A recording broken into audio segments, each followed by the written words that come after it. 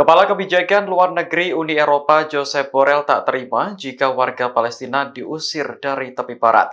Seruan ini sebelumnya disampaikan Menteri Luar Negeri Israel Katz menyusul adanya agresi militer di kawasan tersebut.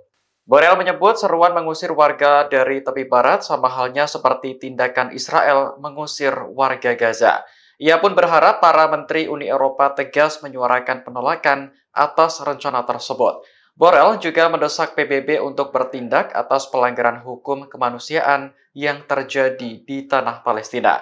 Diketahui Israel melancarkan operasi militer besar-besaran di tepi barat utara pada Rabu 28 Agustus.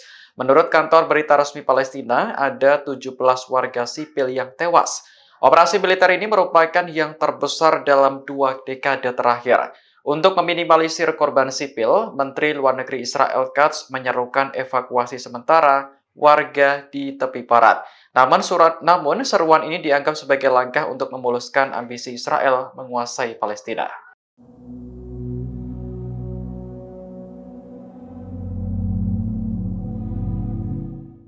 Israel melancarkan operasi militer besar-besaran di tepi barat Palestina pada Rabu 28 Agustus kemarin. Operasi militer ini dilakukan sebagai respons atas upaya bom bunuh diri di kota Tel Aviv pekan lalu.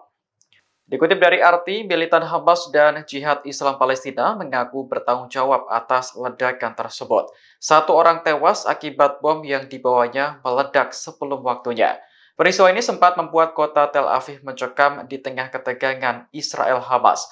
Hingga akhirnya tibalah pembalasan dari Israel terhadap Jihad Islam Palestina yang berbasis di tepi barat. Israel menyebut serangan ini sebagai operasi anti-terorisme di wilayah Jenin dan Tulkarem. Militer Zionis mengklaim berhasil membunuh 3 orang bersenjata di Jenin, 2 di Tulkarem, dan 4 di Far'a. Sementara itu, Bulan Sabit Merah Palestina melaporkan ada 17 warga yang tewas. Serangan di tepi barat ini merupakan yang terbesar dalam 2 dekade terakhir. Sejumlah kelompok perlawanan pun mendesak warga untuk ikut angkat senjata melawan kejahatan Israel.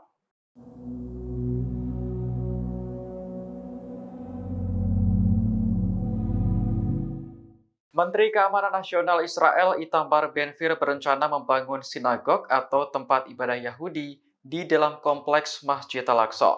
Rencana ini langsung mendapat kecaman keras dari negara-negara di Timur Tengah. Kementerian Luar Negeri Iran menyebut Israel tak punya malu karena ingin mendirikan sinagog di dalam Masjid Al-Aqsa. Menurut Iran, rencana ini merupakan gelombang provokasi baru dari rezim Zionis yang menguji kesabaran umat Muslim. Sementara itu, Kementerian Luar Negeri Turki menyebut pernyataan Ben-Gvir sangat berbahaya. Pasalnya, pembangunan sinagog di Masjid Al-Aqsa akan mengubah status dan identitas tempat suci di Yerusalem.